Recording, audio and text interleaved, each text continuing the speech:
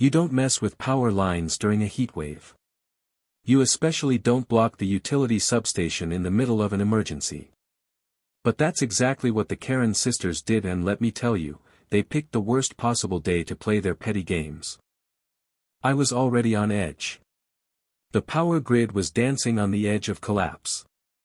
Entire neighborhoods were baking in 104-degree heat without air conditioning. My crew and I were the only things standing between a total blackout and some kind of livable normal. And yet when we arrived at the substation gates, there they were.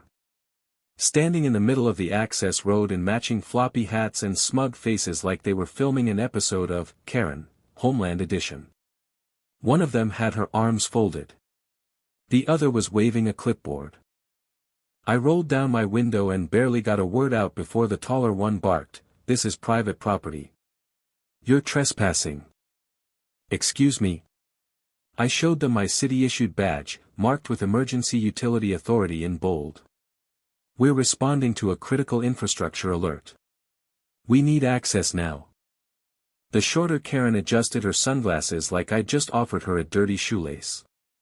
"You're not coming through until we see a signed authorization from the HOA. I blinked. Laughed. Then blinked again. "Lady, the HOA doesn't own the transformer yard. The city does." They didn't move. Behind me, my crew was fidgeting. Sirens were starting to howl in the distance.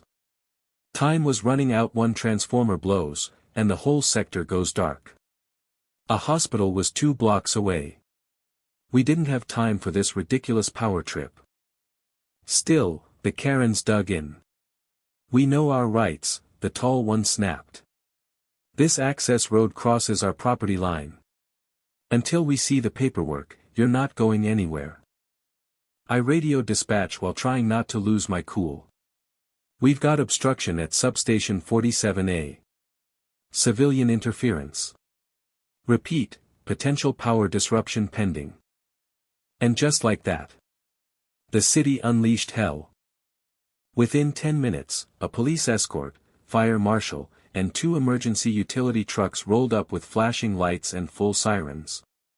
The Karens? They tried to argue with a fire captain. Oh God! You should have seen their faces when he informed them that blocking emergency access was a felony under state law. But it didn't end there. As we got the crew moving and started repairs, one of the officers pulled me aside and said, "Hey, by the way, did you know these ladies filed a lawsuit against the city 2 weeks ago?" What? I had no idea. Turns out they were claiming noise pollution from the substation and were trying to privatize the land through a forged property boundary survey. A forged document. That's fraud. City legal teams had already flagged it, but this incident. This was the final nail in the coffin. And karma? Oh, it was fast.